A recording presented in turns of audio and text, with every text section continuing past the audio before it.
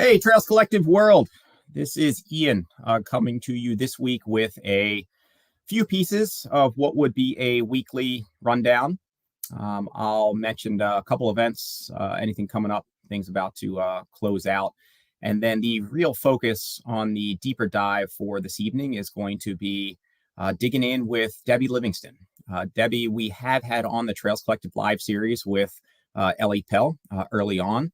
And we are stoked to have her back on the show and following a pretty stellar effort in Hawaii this past weekend. And we will dig into that in just a second. For those of you who are tuning in to either the Trails Collective YouTube channel or my own or the Trails Collective Facebook channel, thank you for being with us tonight. And we will also have this for you to replay later. And as a podcast, Ellie Pell, who's helping out with Trails Collective Media, will also be porting it over to wherever you get your podcast to listen back. Appreciate any of you who are willing to share.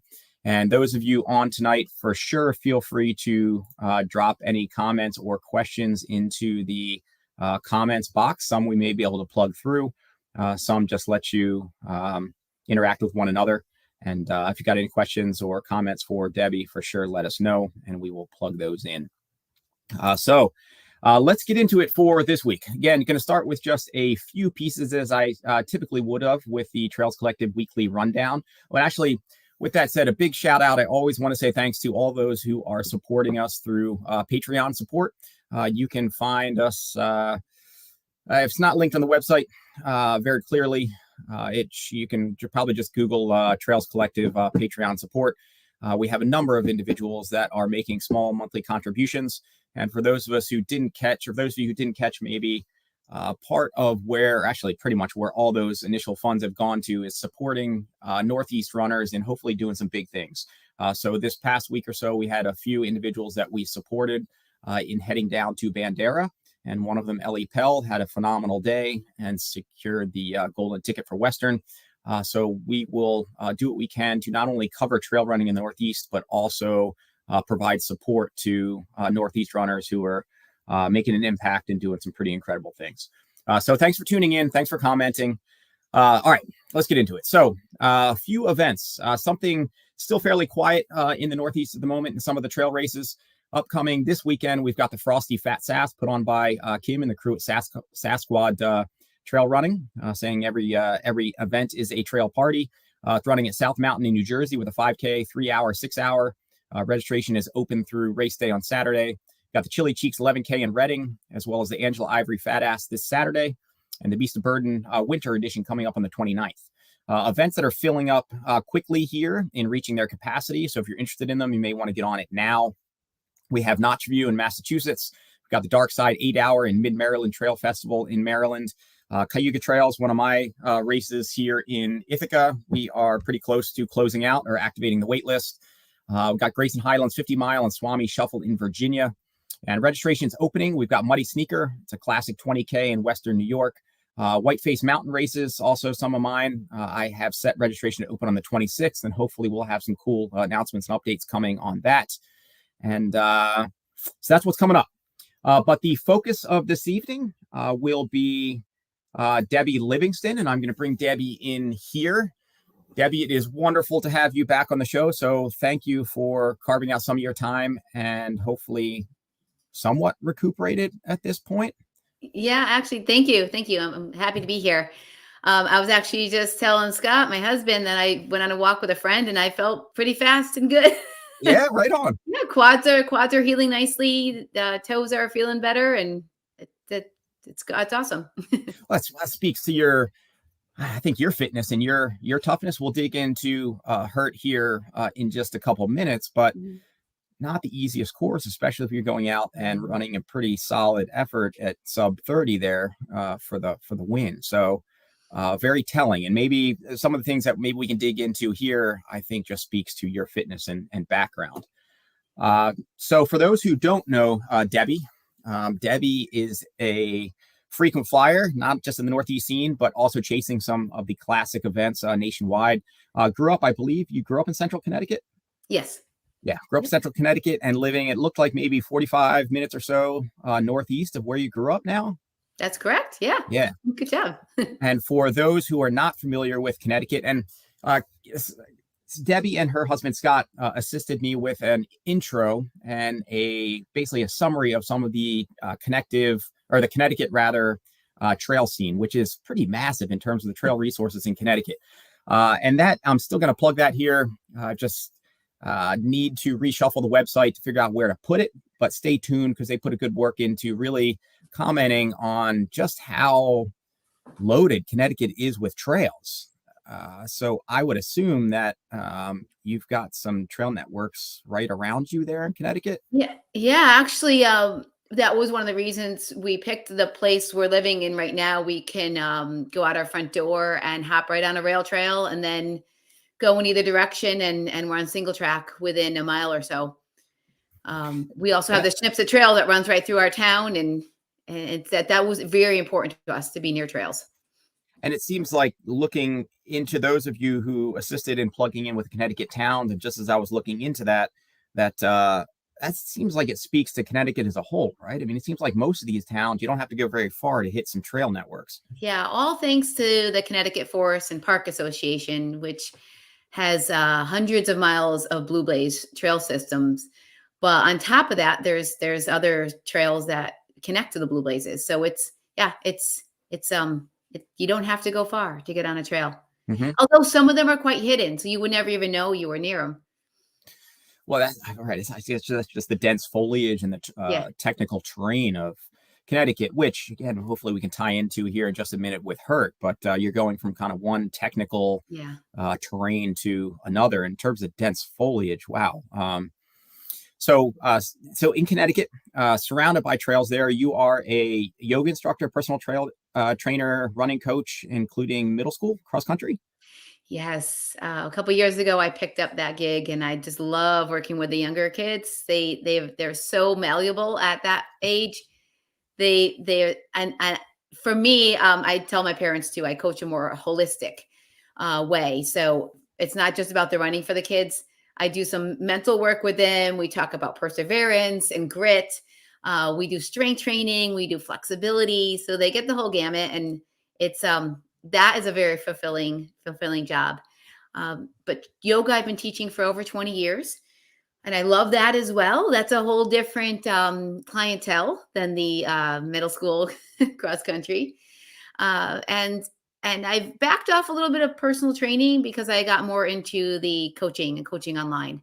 Mm-hmm. And that's definitely a little more flexible, especially with kids. Shepard's 15 now and Dahlia's 12. And you know, at that age, you're all over the place trying to get them here or there. And so with the online coaching, I can get that done when I can fit it in. Yep. And did you coach either of them, or they run cross country, or are you in the same district? Yeah. Actually the middle school is right up the street.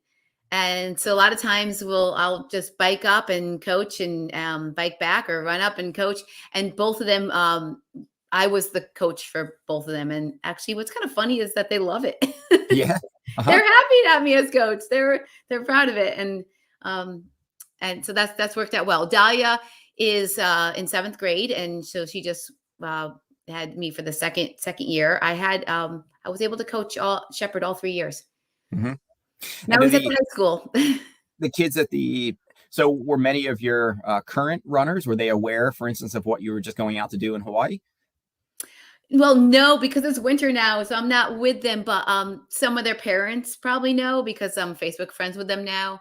Uh-huh. But Shepherd already went back and told all of his teammates what he did with me at the Hurt 100 and what his mom was able to accomplish. And I know he's proud of me, and it's pretty cool because, you know, how many 15-year-old boys want to spend time with their mom?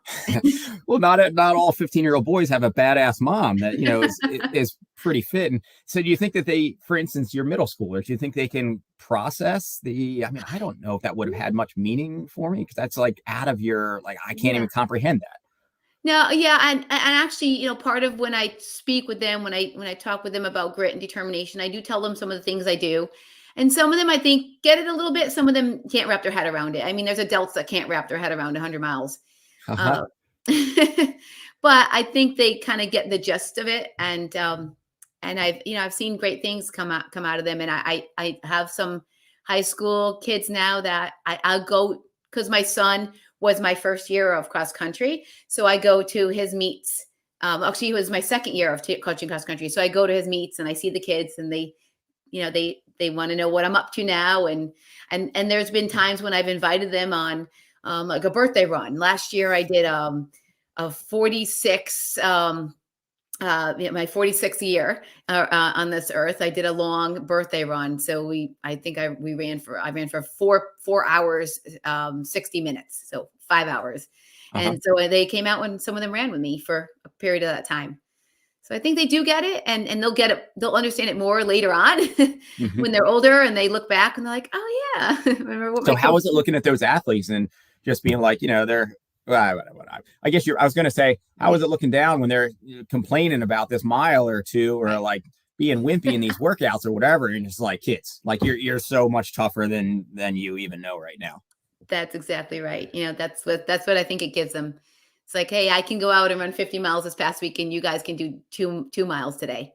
Uh-huh. You can get it done. So the issue that many of us in ultra will have is in terms of people relating to what you're doing. If there's anybody from Eric Kozik's crew out there with the Idiot Runner Nation, I think Eric and his wife Becky putting together a brand called Idiot Runner, and I think the slogan is something like we're smart enough to know how stupid this is, or something to that effect. So when you have to put it in something they can understand, you've got to say, it's like, I'm going to go for a run and end up in whatever Connecticut town. Like, that's how far I'm going to run today.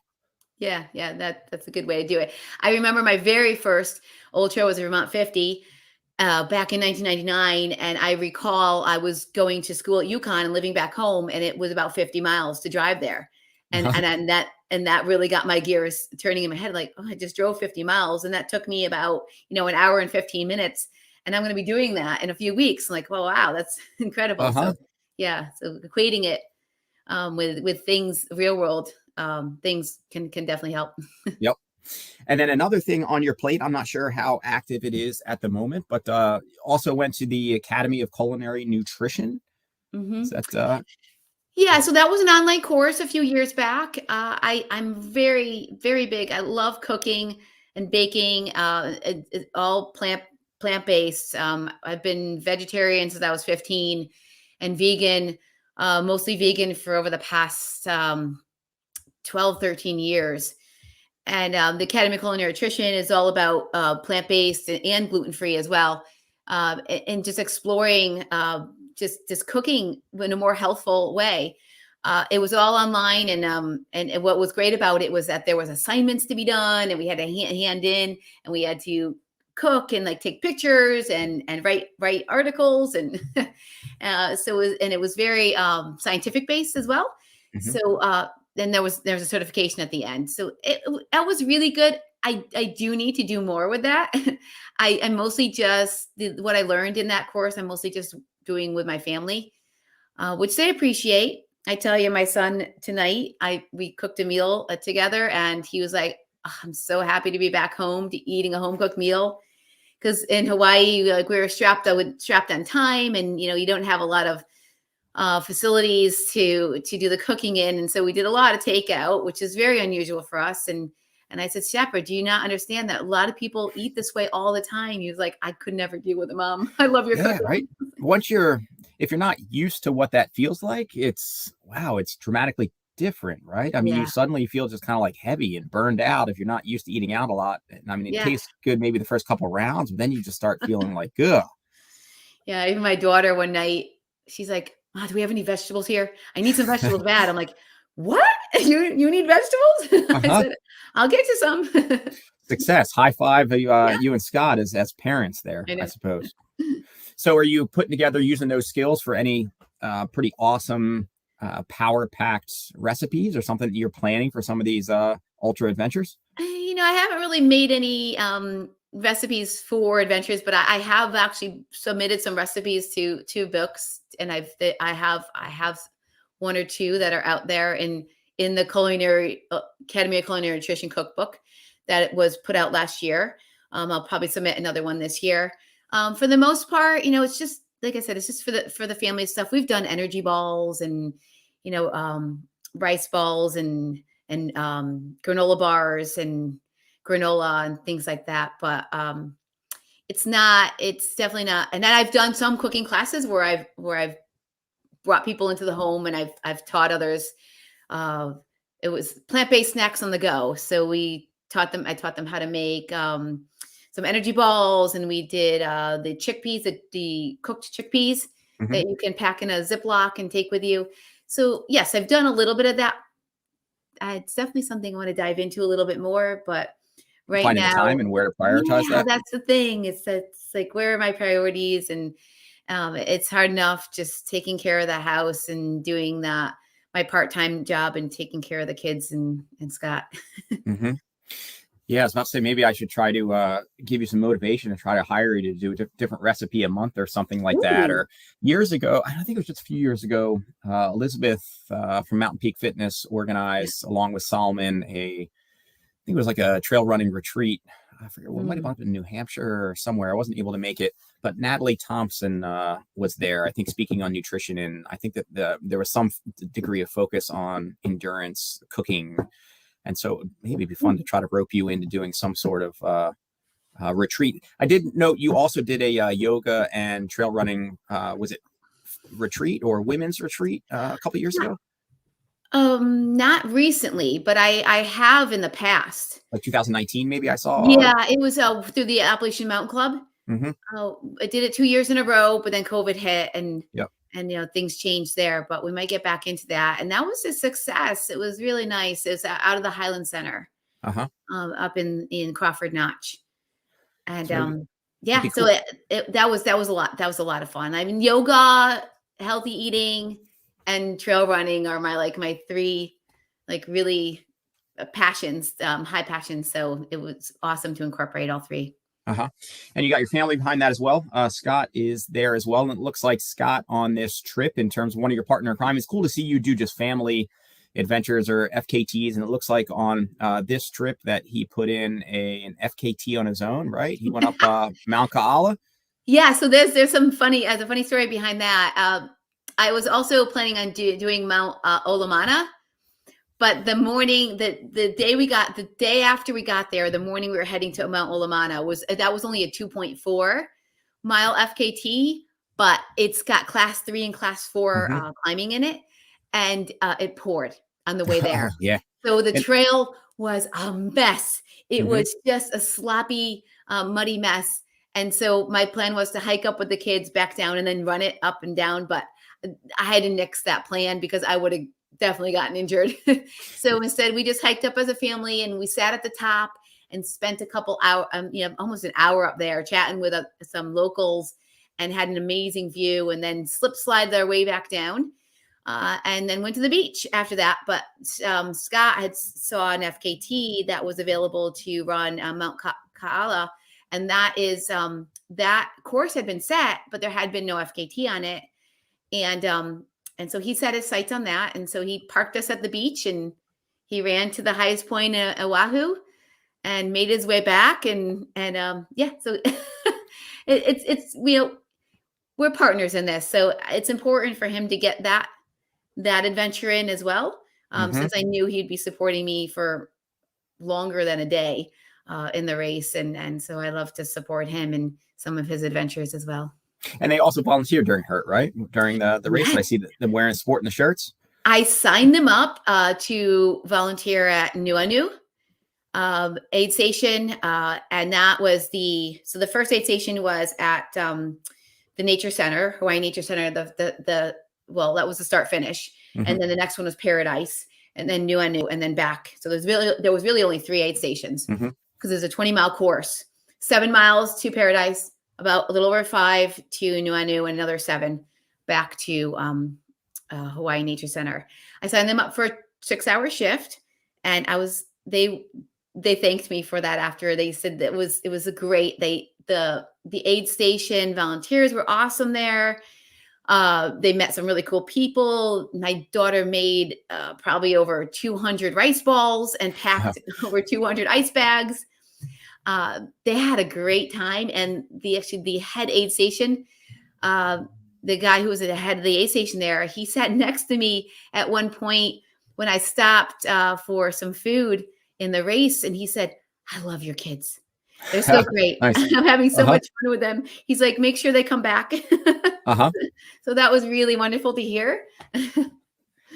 And did they have in typical Hawaii fashion, did they have just like kind of rice cookers going at the aid station that they were making rice balls out of? That's a good question. I don't know where the rice came from, but they had an amazing spread there.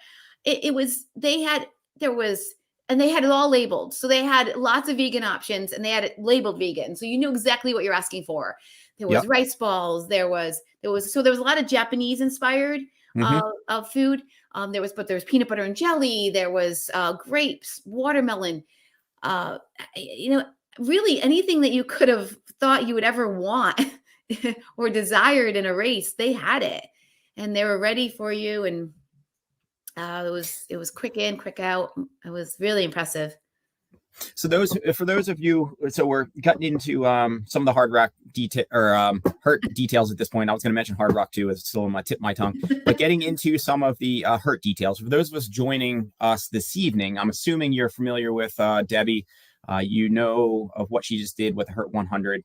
Hurt 100 was, I think, my first ultra experience as well. I think in 2001 or something in there. I was living in Hawaii at the time, and I was aware that this inaugural event was going down, and I headed over. I lived pretty close to the start finish, so I just headed over to the start finish after work and just asked if they needed any help with anything. And they said that they were okay in terms of volunteers, but the pacer, Luis Escobar, at the time, who was leading, could use a pacer. And I had never done that. I didn't really know what that entailed.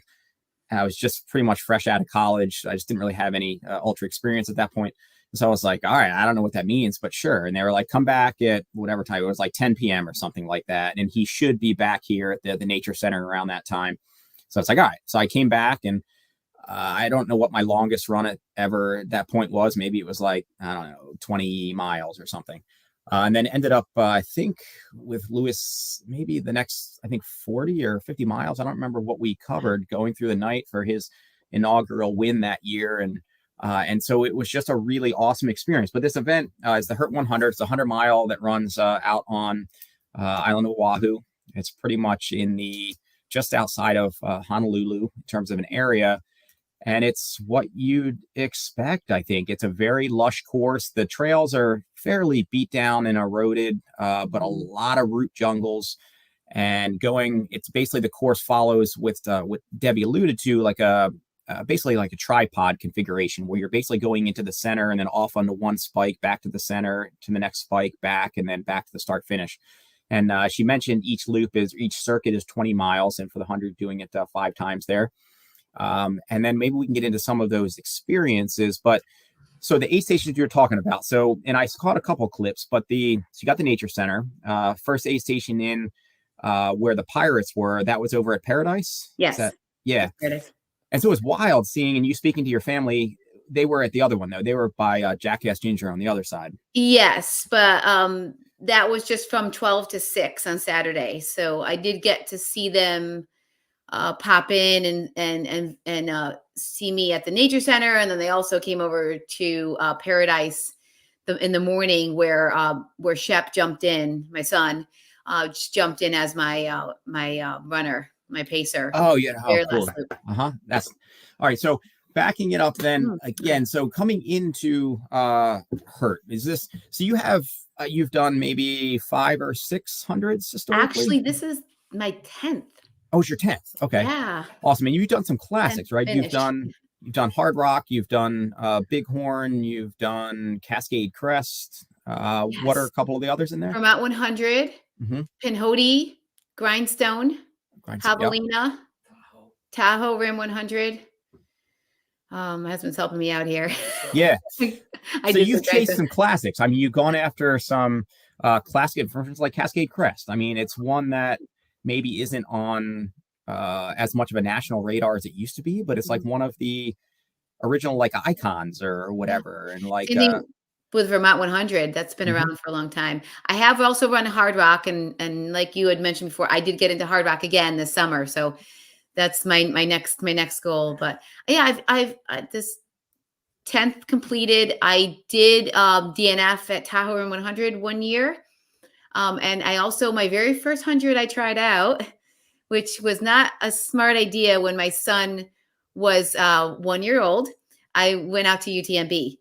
Ah, And huh. it was one of those races where I just didn't know what to expect. And I had terrible altitude sickness and terrible mommy away from baby sickness, Hmm. and only made it to about mile 57 or so, um, before I had to get out of there and couldn't go on any farther. But what Scott just reminded me of, one other really cool race, 100 miler I've done is Ultra Trail Mount Fuji. Oh It's, yeah, yeah, I did see that as well. So yeah, and that was, I mean, quite the destination. That's not one. I mean, I guess in terms of worldwide, it's for sure, I guess, a big one. Culture is huge over there in Japan, but for probably not on a lot of American radars.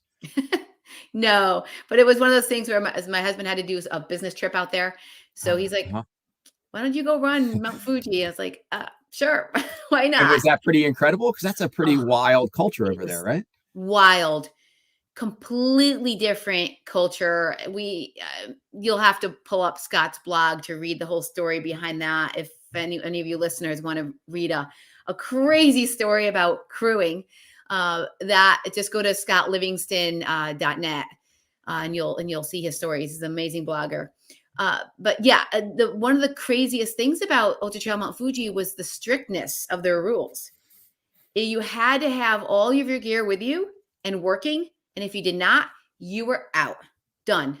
If they had a checkpoint and your phone didn't turn on, out. That's it. Hmm. There was no time delay or anything. There was just and there was grown men crying because I mean people come from all over. They're from Yeah. Australia, Brazil, and now they're told that they can't finish the race even though they feel capable of it.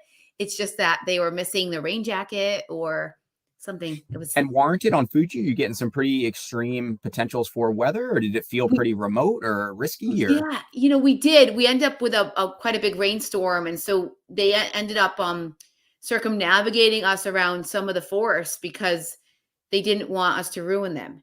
oh, So the uh-huh. 100-mile race turned into a 110-mile race and a lot more road, which was Oh wow, huh? not my thing. I want trail. Uh-huh. But it was an incredible experience, and yeah, I was that one took me quite a long time. I think 32 hours for that one, but I finished. And so that's all. That's to say, you've done quite a few of the classic 100s out there, and some pretty tough ones. You're consistently toward the top in finishes. I'm assuming Hurt has been on your radar for a while, or what were you kind of? It has, and I've put my name in quite a few times, and I actually did not get pulled when the lottery came up this time. I was number 55 on And the how on the many did wait they list. take, or what did they end up pulling through for Hurt? That's a good question. I think they went way down the list, uh, and I was just given the option to jump in about 7 weeks ago. Uh-huh. So it was And one so of were those you pretty things. stoked? I mean, is that something you've looked forward to for a while? It has, and you had 3 days to respond. If you don't Hmm. respond in 3 days, they'll just move on Move to the on. next person on the wait list.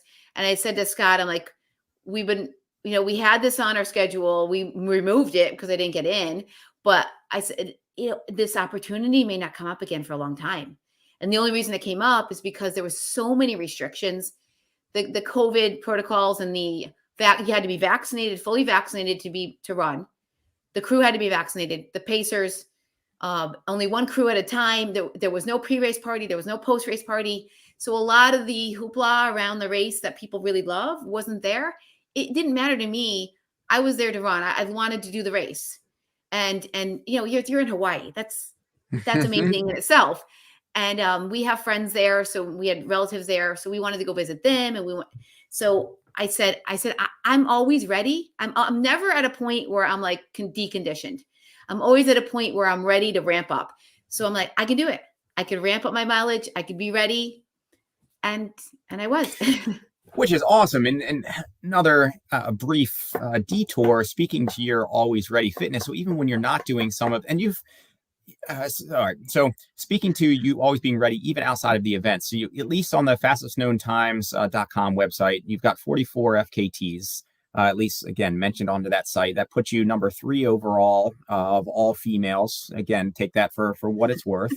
But there's some pretty good efforts on there, but you're also out there pushing the envelope. It's excuses to go visit some of these other places, but you're also doing 1 to 2 a month since like in the COVID window from 20 to 21. So you're doing quite a bit out there. Yeah, that's true. It's our family's very competitive. That's how we that's how we roll.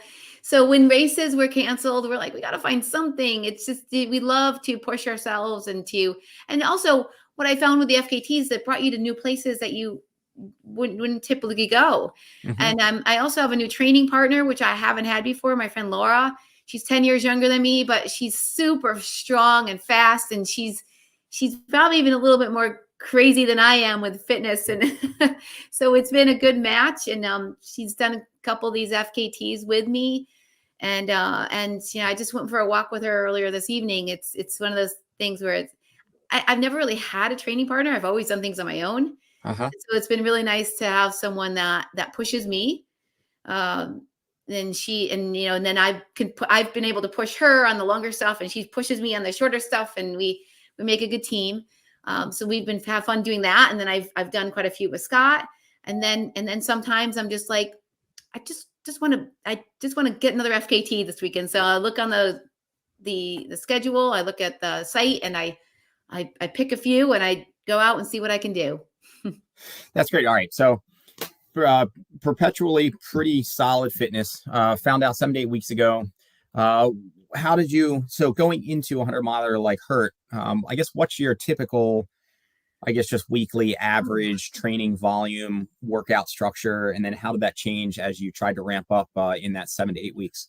Yeah, my typical structure is probably about 30 to 40 miles of running a week. Where I teach yoga is 8 miles away. So on a rail trail. So a lot of times in the summer, I'll ride to work, ride home. When I found out I got into Hurt, instead I turned that into running. So I would run to go teach yoga and run home, just to ramp up the mileage that way. My yoga at least twice a week, usually 3 times a week. I teach, and then I'm a little haphazard with strength training. I know I should do a little more, but I did ramp that up and got my kettlebell swings going again, and goblet squats, and some core work with planking and side planking mostly, and push-ups. One of those things where, like, before I go to bed, just bang out 10 to 25 push-ups. It's nothing special, but every little bit counts. And what's fun when you do it that way is that the kids usually join you. Yeah. And so now they're getting some fitness in as well. So I ramped up to, I think my longest mileage week was about 85 miles. Okay. My longest run was 40 on the Quinnipiac Trail. It was an out and back FKT. And that's a really, really tricky trail. Lots of rocks, lots of ups and downs. So when I got that in about 4 weeks to go, and I felt good with it, and I took, there was no FKT set on that because it was a new Quinnipiac Trail. There was a new section to it, but it was longer than the old Quinnipiac Trail, and I took an hour or so off of that out and back time, nice. And it was a little longer. So I was very happy with how that turned out. I don't tend to go over 80 miles at my peak. I know my body. I know what I'm capable of. Once you get past a certain point, you start to break down, and diminishing returns. Sure. I couldn't. That was my goal too. I had to be ready. I had to get to the start line uninjured. And so going to and from, you basically turned it into functional fitness to a certain extent in terms of running to the yoga sessions and back. So that kind of makes it more like doubles a day, which is good, right? In terms of the ultra effect and being on your feet. And Don't have to think about it as much. It doesn't burn you out, hopefully, as much mentally and emotionally. And are you doing like quality work in there too, in terms of up tempo stuff, or is it more just getting in the miles and Yeah, then an FKT race? so yeah, that's pretty much it. I mean, I a lot of times I'll throw in like 30-30s where you run hard 30, easy 30. There's an 8 mile loop, a hilly 8 mile loop near my house that I like to do, and I would run easy for a little bit and then run hard for 30 minutes. Mm-hmm. Or I would just go out and run it as hard as I can and see what I get. I also, my friend that I was speaking about, Laura, I would run with her really early on Wednesday mornings and literally like hang on her coattails. Yeah. And just like, it was awesome because we would just talk and we would push it, and we through trails, we'd be doing like an 8:30 average minute mile. And that was, and for 7 miles. And so that was what I considered my speed session. And then of course I threw in a lot of uphill climbing. Mm-hmm. I did a couple sessions where I ran to an uphill, 1.5 mile uphill, and I went up and down about 10 times. So it ended up being about 30 miles or so. Nice. Well, maybe not that much. I think I went about 6 times. But anyways, I got in at least 3 to 4 hours. And there's a lot, as you know, there's a lot of uphill in Hurt. Yeah. So yeah, what's the cumulative gain for the 100? Well, they say 23,000 on their site, but it's really more like 25,000. Yeah. Because everyone I've looked at that collected data, it was definitely over 23,000. Uh-huh. Yeah, and so that you're needing to get that in. I guess in Connecticut, you're surrounded by technical trails, and you get some hills or whatever, but you'd have to drive a bit to get sustained climbs. Yeah, right? I had to drive down to Hamden, Sleeping Giant State Park. There's a nice 1.5 mile uphill climb. Yeah, and I guess that's not too bad. I mean, I guess because you're doing these circuits and you've got 3 basically good climbs in every circuit at Hurt, the climbs, it's been 20 or so years since I've been there. Since for sure some steep sections, and the climbs can be sustained, but they're only a couple miles long, or that's true. Yeah, there were. I mean, probably at the most 2.5, maybe 2. Yeah, the most 2 miles up, and it's not straight up. There are some really steep spots, but I did actually end up grabbing my poles for the last 2 loops, just to take a little bit of the pressure off my my lower body, just so I had more to give at the very end. And I think that was smart. I don't like to have them all the time, because unless it's, of course, like hard rock where you're climbing for 4 hours, 5 hours. With her, I wouldn't be climbing as long, and I don't prefer to use poles on downhill. I like to stow them and just fly. So I wore my Ultraspire fitted belt, and I just slid them into the back.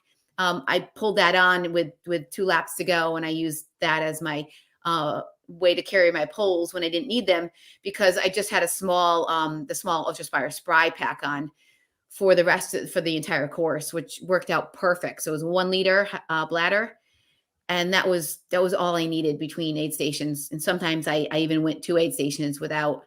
I'm not a heavy sweater, so that helps helps a lot. And then I would drink a couple cups of they had scratch at the aid station, so either a cup of water, a cup of scratch. I would down that at the aid station, and towards the end, of course, Coca-Cola or whatever caffeinated beverage I had, which is funny because I don't drink any soda at all, unless it's in an ultra. In that race, right? Yeah. Right. And then good race food. Right. You get the Ben Nephew effect in terms of measuring the success by the amount of Coke that you drink there.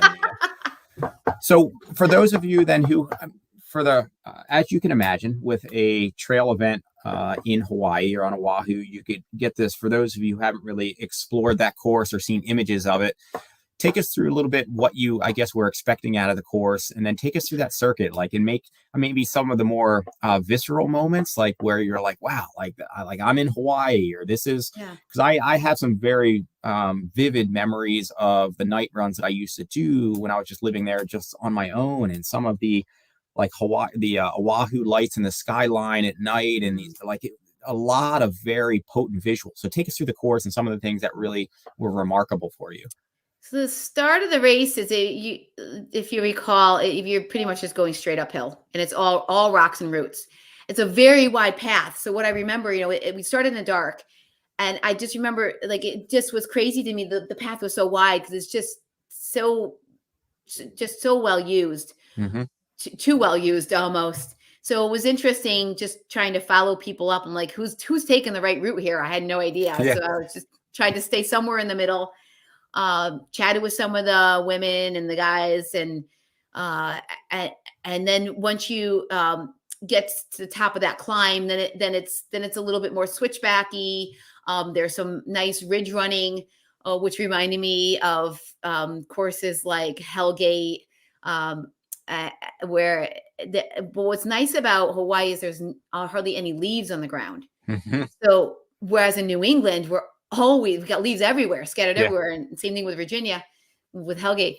It's you never know where you're stepping. Here, I knew exactly where my foot was stepping every single time. Mm-hmm. Then you hit the one section that was unreal, but the flats, the Paoli, I think I'm saying it right, flats.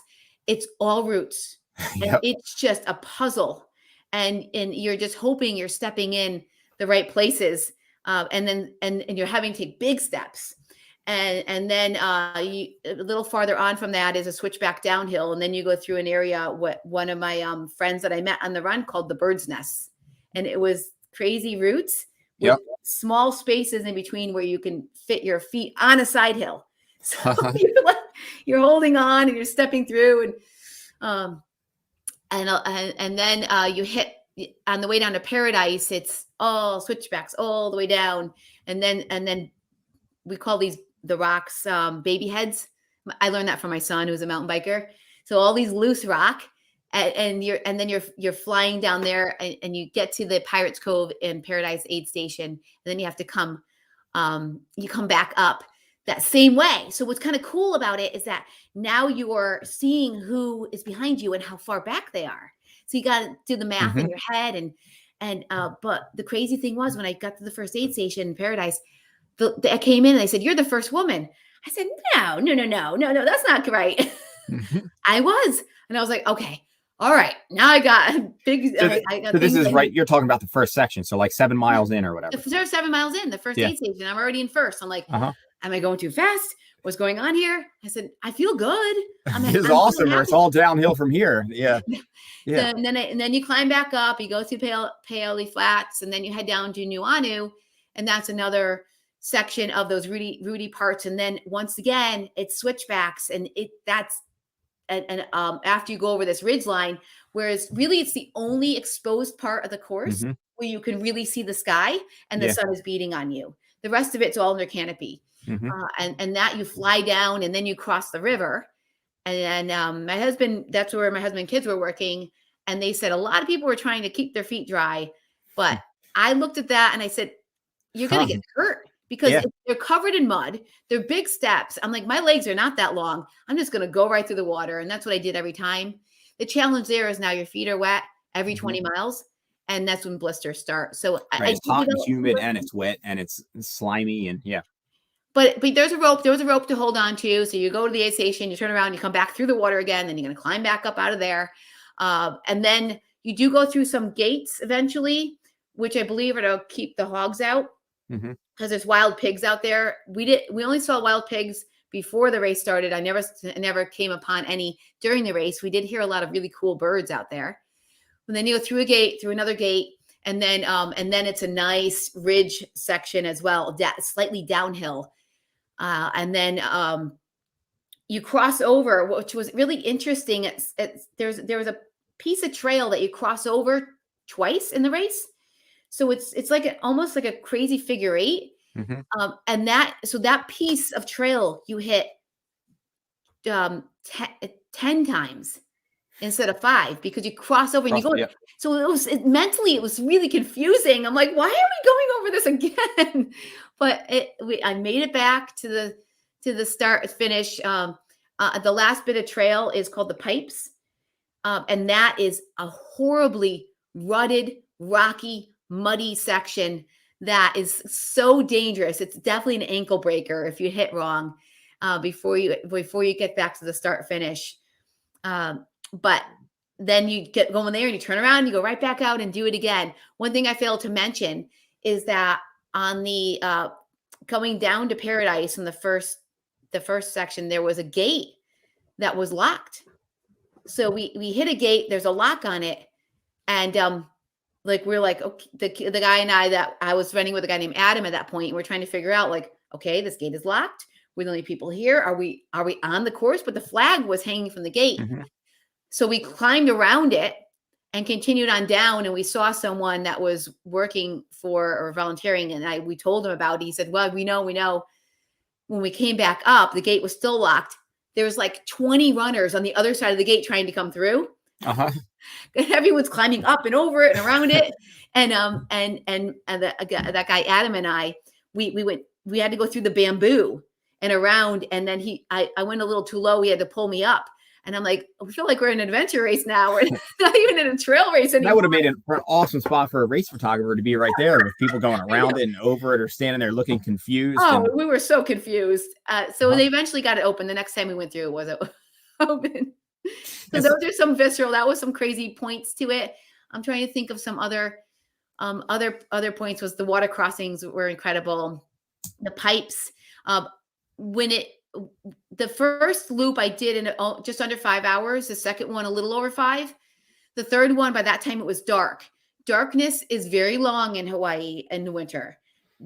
We had about 13 hours of darkness. So yes, you're going to slow down a little bit. Plus, you're a little bit tired. My third and fourth lap were definitely slower. They were more like around 6 hours. But my fifth lap, of course, now you smell the barn. So you're pushing a lot harder. Plus, I knew there was 2 women that were very close behind me. I did gap them a little bit going into Paradise. I probably had about 25, 30 minutes on them. But then when I got to Nuuanu, I was climbing back up and they had halved. Really? Game time. Yes. Yeah. So, and I was running most of that. That's a good climb back out of there. It is. So I Shepard, my son, was like, Mom, you can do this. You got this. It was so cute. And I just pushed up that hill. I knew if I could get up to the top of the hill, if I can get to those gates, the rest of it was mostly downhill. Downhill is my superpower, especially if it's rocky. I know I could run as fast or faster than anyone else on the downhill. The uphill is my kryptonite. But I focused, I pushed, and I did end up, crazy enough, I thought they would be right on my heels. I did end up 21 minutes ahead of second place. So you did. I mean, you extended that on that descent just like you'd hoped you would in terms of what you can do. And they didn't smell the barn quite as much then. Well, I don't know, but they were battling it out because they were neck and neck, the two, Anna and Melly. They were phenomenal. And they had a great race as well. But what's cool about it is that I'm 47. Anna's 20 years younger, super strong, but I'm so proud. I'm just kind of proud that as a 47-year-old, I can still. Totally. I mean, if anything, this past weekend was an amazing time for women runners and moms in the U.S., right? We're talking to you here because you had an amazing performance at age 47 on a tough course, coming from an area where you don't have the big climbs. But then you've got Houston, right? You have the marathon record broken by, I think she's 36 or 37 and a mom of 2, I think. And then the half with Sarah Hall, also a couple kids in here. And she's been racing for, I don't know, like probably 30 years at this point. It's an amazing weekend where the bar is just kind of ratcheting up for, I guess, women in the sport, as well as not slowing down and getting up in years. And it's awesome. And the longevity to me is what's most important. So it just felt good to be able to get out there and perform that way. I mean, I love rocks. I love roots. I love ups and downs. So I always felt like this would be a perfect course for me. Like you said, though, it's hard to get in. It's hard to get in these races. It's hard to schedule. January race with a family. It's we had to pull kids out of school. My son missed his first day of midterms. He was a little freaked out by that because he's such a studious boy. But it ended up all working out, and you know, we're back in the swing of things back home, and we're all on a high from the trip. And it's fun to hear you take us through the course too. And Grace, I don't know whether you've met Grace Langheim yet. An amazing, tough woman as well, also a mom. It's fun to hear you go through the course. Some of that going into Paradise, I remember being just one of my most favorite descents. You clear that root jungle or root network, and then you start going into the switchbacks down toward Manoa Falls, and you're just surrounded, for those who haven't been there, by these massive banyan trees with just these like roots that extend out and the fingers that come down, and it's just you get the visceral smells as you start. There are a couple pockets there that I remember before you hit Manoa Falls where you get like whatever it was, the papaya or the mango trees or the flowers or whatever, and it was so visceral. And then you hit Manoa Falls before you hit that like last whatever it is, mile and a half descent into what would have been that aid station or parking lot, or when I was looping from home or whatever. And it's just such a beautiful section. And the other one that you mentioned, you clear this other ridge that you're going down into that second aid station where your family was, and you do get this open expanse where suddenly like it almost seems like it was like a clear cut area, and the foliage is down. You're on like this ridge, like this point, so it drops off on both sides, and you have incredible views of Waikiki, and then at night it's just this amazing sky. We had an incredible moon that night, and very clear skies, so you can see all the stars.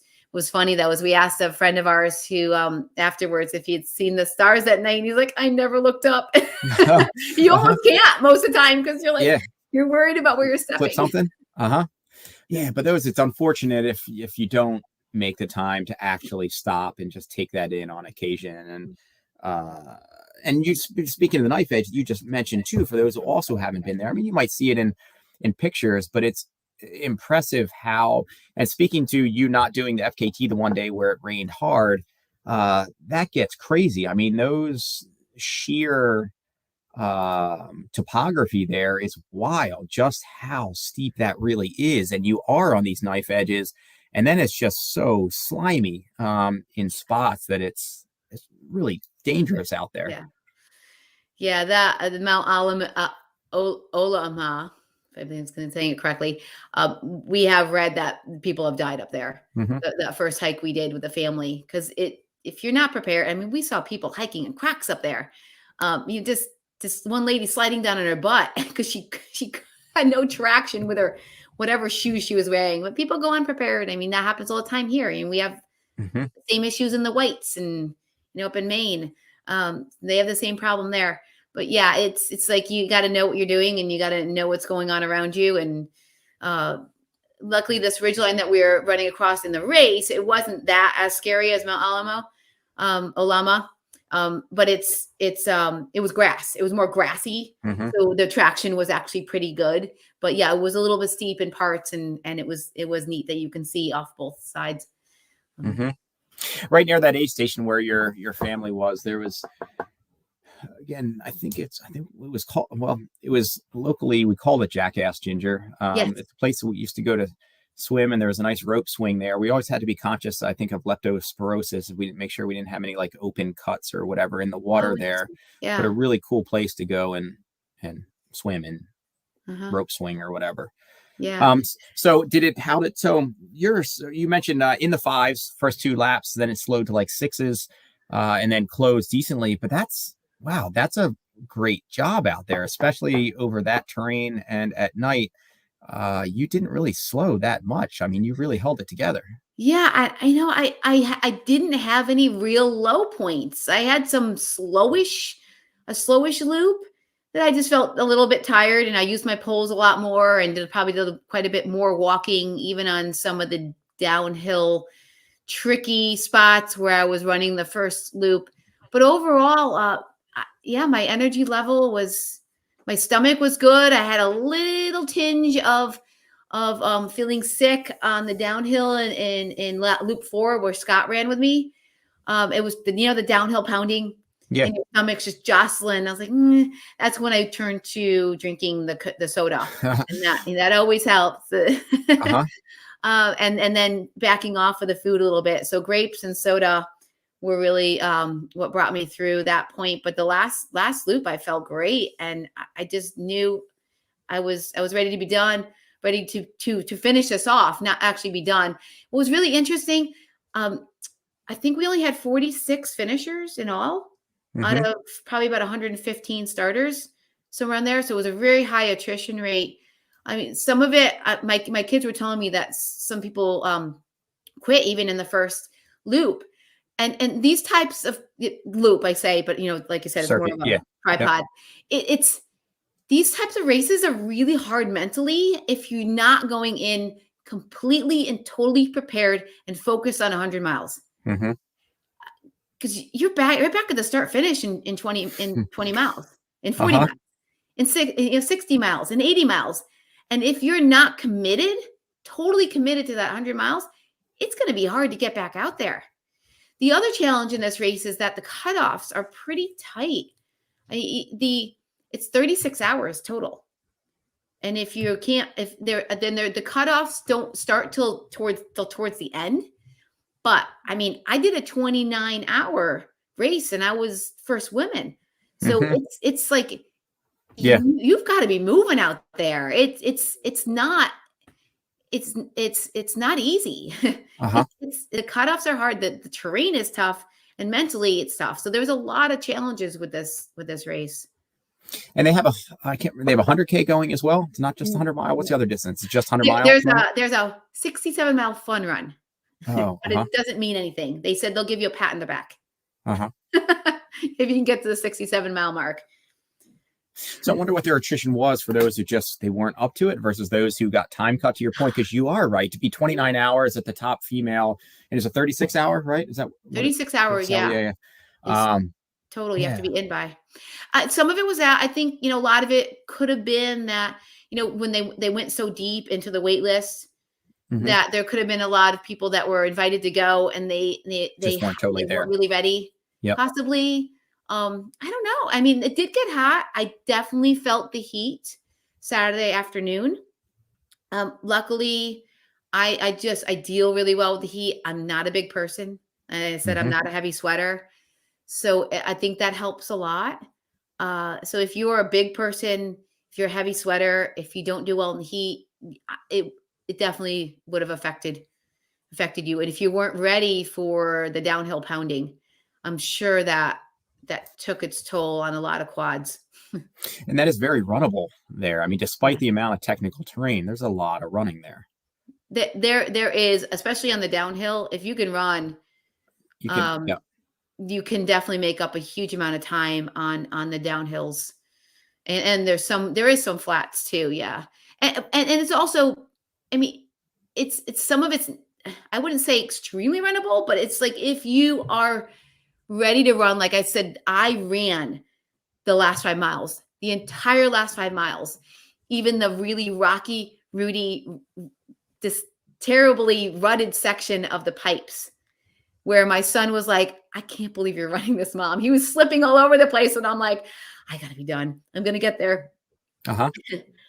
There was one of the places that I lived out there, in Makiki, I lived maybe a half mile from the nature center there. And so it was just the daily run or whatever to go up, start at basically the way you started in the course. I would loop and come down Hog's Back and finish down what you had started basically in reverse. And I remember a little bit before I left,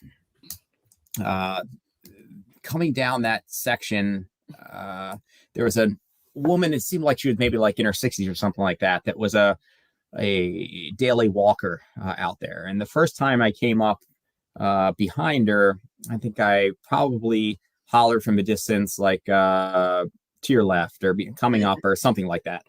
And it was just this smaller woman dressed in all white. She had kind of the hat on, maybe wearing gloves, really keeping like the sun off of her or whatever, but like really in her own space. And as soon as I yelled like run her back and coming up or whatever, she just freaked out and she just started like screaming and like hyperventilating. And I was just like, And I think I probably just stood there and like, are you okay? Right. And she just kind of was like, kept like hyperventilating, and then she was kind of okay, and I ran on, but I was like, Woo.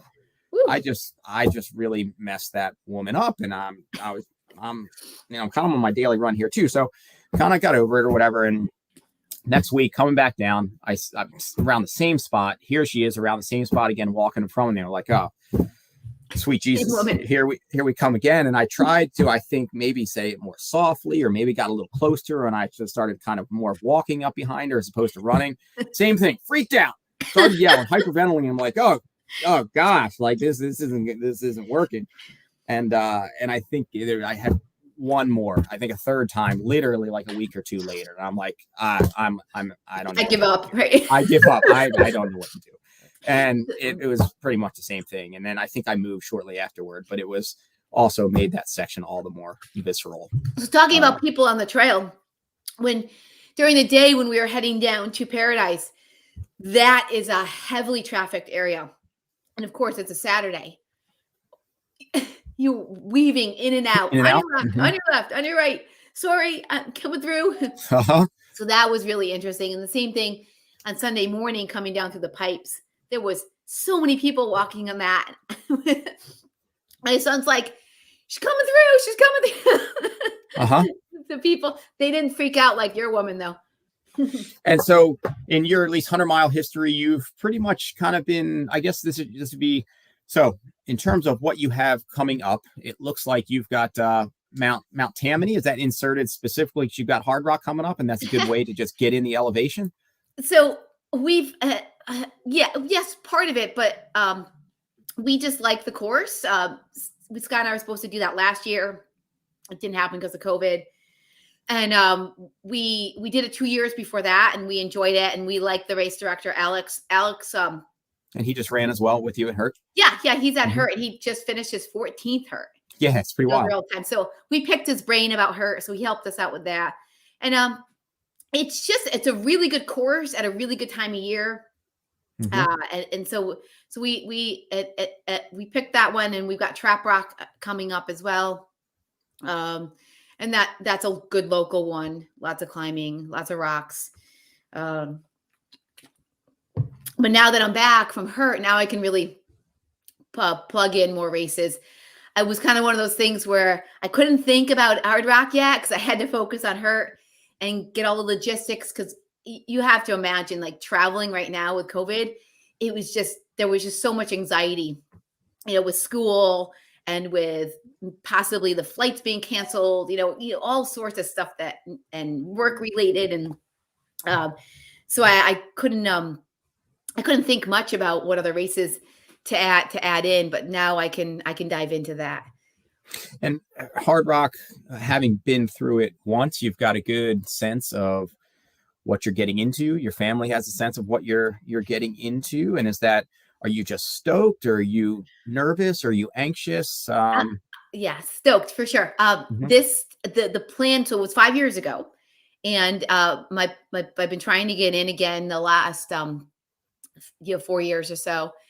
And my plan was to be able to run it the opposite way. And that's what's going to happen. So we're very excited about that.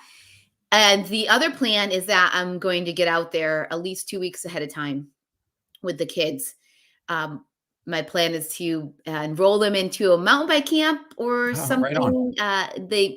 My son is so enamored with mountain biking. The past couple summers, we've been going up to Killington for downhill mountain bike camp for both of them. But I figured that would be a great way for me to acclimate to the altitude. I'm not the greatest altitude person. That's what I figured out, and I realized by going to UTMB, 15 years ago and having those issues, and then Hard Rock 5 years ago, that was my slowest 100-miler ever, and I wasn't tired or sore after that race. It was just that I couldn't move any faster. Yeah. Yep. Because of lack of oxygen. And we do own an altitude tent, and it works to the point where I don't get altitude sickness anymore, but it doesn't make me any faster. So I figured, you know what, I'm going to make the time. Let's go out early, see if that can give me that little extra edge to at least go a little bit faster and feel a little bit more comfortable in the race. And so that's the plan there. And I'm excited about that. And I also have some friends out there that I want to visit. So yeah, we'll make a bigger vacation out of it. And the kids will get a little camp experience, whether that, like I said, is mountain bike camping, or maybe there's an outdoor adventure camp I can enroll them in. And the tent, you using that specifically? Did you get one from Hypoxico, or who's the tent? Yeah. Yeah. And what are you using that just in general all the time, or will you break it out just going into hard rock? Because it's not comfortable to sleep in. In the winter, maybe, but in the summer, it's horrible. We've definitely got to put a little air conditioning, especially when you got 2 people in there. Sometimes the kick Scott out. I'm like, you got to go. I'm like, it's way too hot. We only use it for the altitude races because I just much rather sleep not inside of it.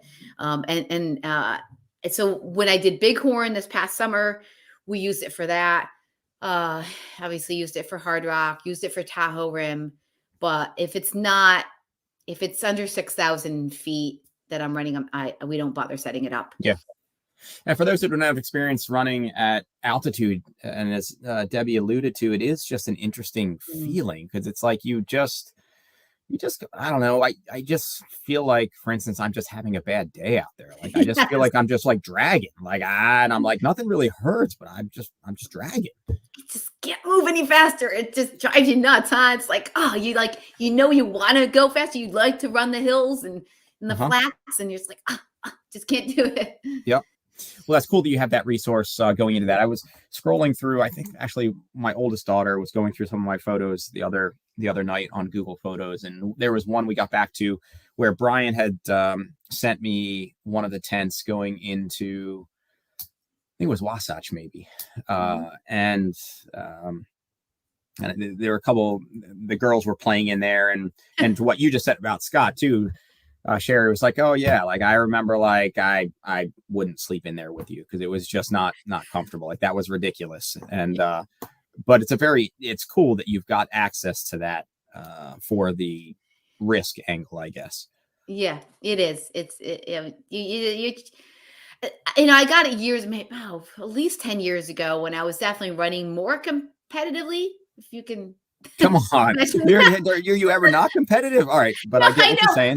Yeah. But at that point, like, I was focused. Like, I had a coach. Are you ever not focused? What are you talking about? Like, you're still killing it. All right. But I get it. Keep going. All right. No, but I actually had a plan. Like, there was a whole focus to my work. You know what? My training right now, it's so interesting. I'm coaching myself, and I don't even write a plan. I just know I want to get a certain amount of mileage, and I wake up in the morning and I'm like, okay, what fits into my schedule today? And I know I want to do a certain amount of doubles. I want to do a certain amount of long run. I want to do a certain amount of speed work and hill work. But it really just goes day by day. It's so interesting. Whereas before I had a great coach, Al, and he was a great mentor of mine. I had him for 8 years. And he really got me into coaching others because of all that I learned from him.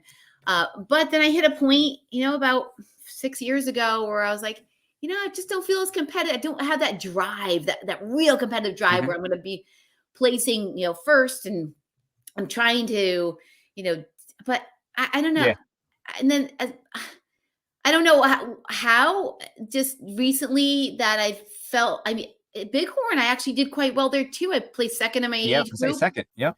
And that was to a 40-year-old, which let me tell you, 40 and 40 was 46 at that point. It's a big difference, right? Right around that 42, 43, like things change. Every year, how old are you? I'm about to be 45, I think. Okay. Yeah, like every year is like, it's noticeable. Like it's dramatically different. So I just think that the Hurt course was my course. Like it's all the things that I'm good at. And I just went into it focused, and I just felt good, and my body's working well. And that's an important thing too, especially at our, once you get in the 40s, your body has to function well. And if you do too much of one thing, you're going to get injured. Or if you neglect one part of you, if you don't eat as well, I'm sure my plant-based nutrition is huge. I also sleep a lot. I get almost 9 hours of sleep a night, at Which least, is huge right there, right? Right now. All 8. right. Yeah, that's So, huge. uh-huh. Um, I don't drink alcohol. It's just I never have. It's just one of those things where I like it's never been part of my thing. So uh, that could be a big part of it. My drink of choice is water. Hmm. So what um, else is still you've picked off some, as we mentioned, some good classics, some that have spoken to your, I think, then strength sets as you're talking about. What else is left on the to-do list? Do you have any, is it always changing, or do you have a certain amount that like, wow, I still really want to do this race, whether it be 100 or something else? yeah, that's a good question. I've never been able to do Massa Nuttin. I Hmm. think that would be a good course for me. I've heard it's really rocky, Rudy, mostly rocky. That sounds really interesting. It always falls around the race that I race directed for almost 18 years, Soapstone. Hmm. So, but I'm not race director of that anymore, but I still feel like I need to be there. It's still a part of me. So I was actually able to run it last year with my husband and my son. And it was his first half marathon and he beat me. For your son, for his Yes, steps? he beat Yeah. me. He Proud almost mama beat moment. Scott too. He's only 20 seconds back. Uh-huh. He's going to be some incredible athlete. It's fun to watch that unfold, and I'm sure Dahlia will be too. When she improves on her ability to work towards something, she just wants to race and be good at it. I'm like, it doesn't work that way. Hmm. It's the training. What other? I'm interested in stage races. Oh, yeah, sure. I've done the ragged, well, it used to be called the Emerald Necklace, but it's the Ragged Mountain Stage Races now. And those that type of racing is really intriguing to me. I feel like I recover quickly. So I like to run and then sleep and then get up and run again. So someplace exotic for one of Hmm. those. They just have to fit into the schedule. And that's always a challenge. I'm sure you Yeah, understand there's not that. that totally, and there's not right. There's not. That's a little bit trickier. Now I start thinking there's not that many of those out there in terms of the stage race format. You do have to do a little bit more searching. It's just not as common. Yeah, you do. I mean, there's a couple out west that I Actually, know of, but there's the one in Morocco sounds really intriguing, but that's all in sand, and I just don't know how I'd run on sand. But you should run on the snow, and that's about the same. Uh, yeah, so those I definitely want to look into more. Up to this point, they've been a little. I haven't as much just because I can't really be away from my kids and family for that long, yeah, or I don't want to. I mean, I can, right. That's the but one. Yeah, that's the parent instinct or yeah, kicking in when you're separating. You're like, I just kind of want to be with my kids. Like when you're yeah. out, especially when the mile. So, if you're still on here, Gabriel Rufus Matiko was one of our viewers this evening. I'm not sure whether he's still on. But he and Trent Swanson did Dragon's Back this past year over Oh, in I've read about Wales. that. Yeah, that one looks Wow. absolutely incredible. Mhm. I'm definitely not that tough, but I'm still like, I should probably go over and try to do Dragon's Back. I surely won't finish, but it looks absolutely Oh, incredible. I don't know about that. Yeah, I feel like I know about that, right? That's kind of. But Gabe, if you're still on here, feel free to comment. But that was one that, in terms of a stage race, yeah, it Yeah. looks absolutely incredible. I don't remember what month it was, but Yeah, so as I find that I've been finding that a lot of them end up in the fall, and mhm. that's like now as a cross country coach, I'm like, Oh yeah, I think it probably was. This was probably like in October or yeah. So something to that effect. unfortunately, that is a challenge because I mean, I'm paid to be there from the end of August to the beginning of November, and that's I can't really Team take the trip. You day. need to find a cross country invite over in Wales. You need to take the team over there, There you and go. yeah, surely you can work that into the budget somehow. Little lemonade stand fundraiser there to. Mhm. Hmm. That Uh, sounds great. I actually, what's kind of cool, like you were just talking about field trip for these kids. I do. Started a spring youth running program. So I'm trying to build up running in our community. Soccer takes precedence over every mhm. other sport in Yep. our town, which I understand. I was a soccer player myself for 14 years, but I feel like if you can teach a kid running and then they can like it, or maybe not, but just get experience of it. That even if they don't like it, that maybe 10, 15 years from now, when they're in college or they're starting a job and they're stressed, and they can bring their mind back to middle school running and lace their sneakers up, get out the door and relieve that stress, and get that feeling back, and you can do it anywhere. So I'm trying to get more kids into the running. And so I started a spring youth running program, and it's for ages 9 to 14. And I take kids out on the trails. It's cross country and trail running, two evenings a week. And I teach them we do some warm up drills, and then we go out when we run the trails, and then we come back and we strength train and stretch. And this past spring, I had 27 kids sign up. Oh, that's great. And that's been a wonderful experience. So I'm doing that so then I can get more kids to join the cross country team in middle school, at our town middle school. But the kids don't have to be from our town to join that. So I've gotten kids from other towns to join. And then what's really cool is now in the fall, the kids in Bolton, where I coach, they know some of the other cross country kids in the other schools. So when they go to the meets, becomes for sure more family, friends. community. Yeah, yeah. It's the sportsmanship and community that they're building, and it's been really awesome. Awesome. Anything that maybe we didn't touch on about hurt or otherwise that would be fun to touch on? Or I know putting you on the spot is probably like, yeah, I know. I mean, we covered a lot. So covered a lot of angles, a lot of different things. I guess I just want to reiterate about, doing different things. It's for me, for trail, especially with trail running. Actually, people always ask me, aren't you going to ruin your knees, or, you're going to burn out? And I'm like, well, that's why I run on trails mostly. There's a big difference. I'm going to ruin by sitting there if I don't run on trails. Yeah. I'm like sitting is, and hanging out and watching TV is much worse for your body than going out for a run. But yeah, it's I tell them, when you're every step you take is a little different, so you don't get that repetitive injuries. And then every foot strike is a little bit more forgiving, because the ground is a little more forgiving if it's not the pavement. Although I do run on pavement, I don't not, because especially this time of year, you kind of have to. But it's the trail running is just, being on trails is just amazing, and I love it's just exploring all different trails, all different places, all different ways. Whether it ends up being hiking because the trail's so steep or rugged, or you end up slip sliding down a trail because it's so muddy. It's all the experience of it, and I love sharing that with people. So I guess one last thing I want to say is the coaching that I've gotten into. It's actually really interesting. I don't promote myself because I'm not a marketer. I only like to carry a few athletes at a time. So mostly I get my athletes through referrals, through word of mouth and referral. And that's been fun. And that's all different types. So I'm right now, I'm working with a woman who's running the Boston Marathon.